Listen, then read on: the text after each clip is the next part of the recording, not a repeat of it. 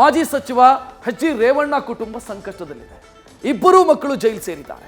ಕುಟುಂಬಕ್ಕೆ ಒಂದು ರೀತಿ ಗ್ರಹಣ ಕವಿದಂತಾಗಿದೆ. ಸಂಕಷ್ಟಗಳ ಪರಿಹಾರಕ್ಕಾಗಿ ಎಚ್ ಡಿ ರೇವಣ್ಣ ದೇವಾಲಯ ಭೇಟಿಯನ್ನು ಮುಂದುವರಿಸಿದ್ದಾರೆ. ಇವತ್ತು ಮುಂಜಾನೆಯೇ ಮೈಸೂರಿನ ಚಾಮುಂಡಿ ಬೆಟ್ಟಕ್ಕೆ ತೆರಳಿ ವಿಶೇಷ ಪೂಜೆ ಸಲ್ಲಿಸಿದ ರೇವಣ್ಣ ತನಗೀಗ ಇರೋದು ದೇವರು ಮಾತ್ರ ಅಂತ ಉದ್ಗಾರ ತೆಗೆದಿದ್ದಾರೆ.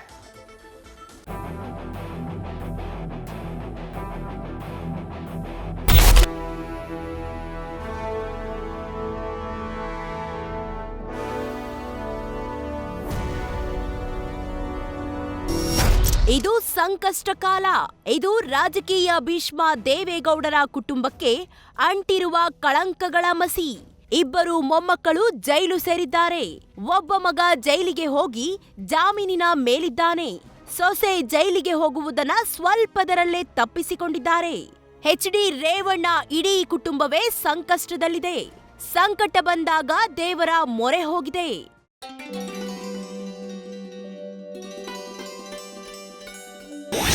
ಕುಟುಂಬಕ್ಕೆ ಸಂಕಷ್ಟ. H D Revanna temple run. ನಾಡದೇವತೆ ಚಾಮುಂಡೇಶ್ವರಿ ದರ್ಶನ ಪಡೆದ ರೇವಣ್ಣ.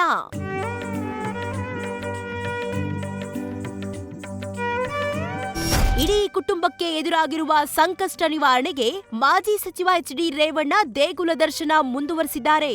ಪ್ರಜ್ವಲ್ ರೇವಣ್ಣ ಬಳಿಕ ಸೂರಜ್ ರೇವಣ್ಣ ಕೂಡ ಜೈಲು ಸೇರಿದ್ದು ಒಂದರ ಹಿಂದೆ ಒಂದರಂತೆ ಹೊಡೆತ ನೀಡಿದೆ.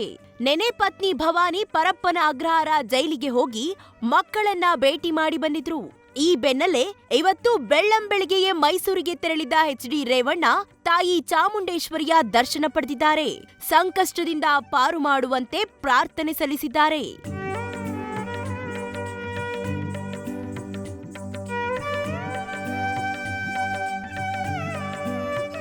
ದೇವರ ದರ್ಶನದ ಬಳಿಕ ಮೈಸೂರಿನಲ್ಲಿ ಮಾತನಾಡಿದ ಎಚ್ ಡಿ ರೇವಣ್ಣ, ನಮಗೆ ಸದ್ಯಕ್ಕೆ ದೇವರು ಬಿಟ್ಟರೆ ಇನ್ಯಾರು ಅಂತ ಮಾರ್ಮಿಕವಾಗಿ ಪ್ರತಿಕ್ರಿಯಿಸಿದ್ದಾರೆ.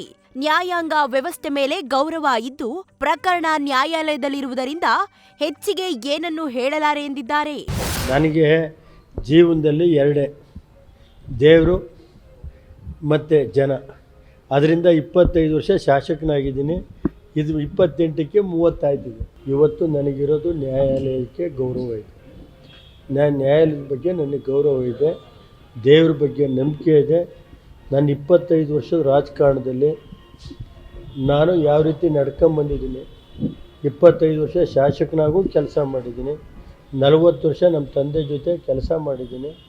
ಜನತೆ ಆಶೀರ್ವಾದ, ದೇವ್ರ ಆಶೀರ್ವಾದ ಇರೋವರೆಗೂ ನ್ಯಾಯಾಂಗದ ಬಗ್ಗೆ ನನಗೆ ಗೌರವ ಇದೆ. ಇನ್ನು ಸೂರಜ್ ಮಹಾನ್ ದೈವ ಭಕ್ತ, ಹೀಗಾಗಿ ಬೇಗ ಹೊರಬರ್ತಾನೆ ಅಂತ ರೇವಣ್ಣ ವಿಶ್ವಾಸ ವ್ಯಕ್ತಪಡಿಸಿದ್ರು. ಮತ್ತೋರ್ವ ಮಗ ಪ್ರಜ್ವಲ್ ವಿಚಾರದಲ್ಲಿ ದೇವರ ಮೇಲೆ ಭಾರ ಹಾಕಿದ್ದೀನಿ. ರಾಜಕೀಯ ಷಡ್ಯಂತ್ರದ ಬಗ್ಗೆ ಕಾಲ ಬಂದಾಗ ಎಳೆ ಎಳೆಯಾಗಿ ಬಿಚ್ಚಿಡ್ತೀನಿ ಅಂತನೂ ಸಸ್ಪೆನ್ಸ್ ಇಟ್ಟಿದ್ದಾರೆ. ನನ್ನ ಮಗ ದೈವಭಕ್ತ ಮೊದಲನೇ ಸೂರಜ್. ಪಾಪ ಅದೊಂದು ಗೊತ್ತಿದೆ. ಆ ತಾಯಿ ರಾಜರಾಜೇಶ್ವರಿ, ಅವನಿಗೆ ಚಾಮುಂಡೇಶ್ವರಿ ದಯೆ ಇದೆ. ಅದರಲ್ಲಿ ಅವನು ಬರ್ತಾನೆ ಅಂತಂದು ನನಗೆ ನಂಬಿಕೆ ಇದೆ. ಅವನಿಗೆ ಆ ಥರ ಇದು ಏನಾಗುತ್ತೆ, ರಾಜಕೀಯದ ಇರುತ್ತೀವಲ್ಲ, ಇವಕ್ಕೆಲ್ಲ ನಾವು ಎದುರದಾದರೆ ಮನೆ ಸೇರ್ಕೋಬೇಕಾಗಿದೆ. ಇವತ್ತೇನು ಹೇಳೋದಿಲ್ಲ. ನ್ಯಾಯಾಂಗದಲ್ಲಿರುವಾಗ ನಾನು ಗೌರವ ಕೊಡ್ತೀನಿ ನ್ಯಾಯಕ್ಕೆ. ಇವತ್ತು ಯಾವುದೇ ವಿಷಯ ನಾನು ಹೇಳಲ್ಲ.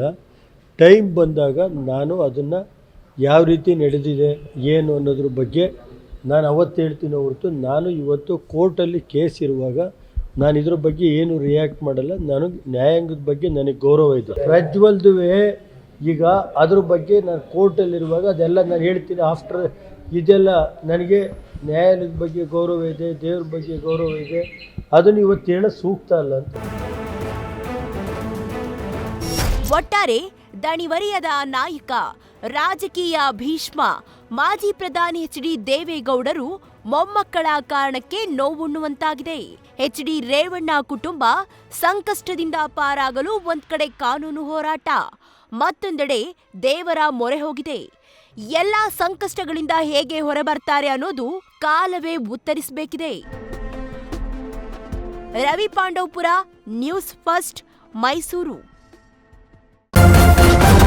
ನ್ಯೂಸ್ ಫಸ್ಟ್ ನಿರ್ಭೀತಿಯಿಂದ ನಿಮ್ಮ ಪರವಾಗಿ.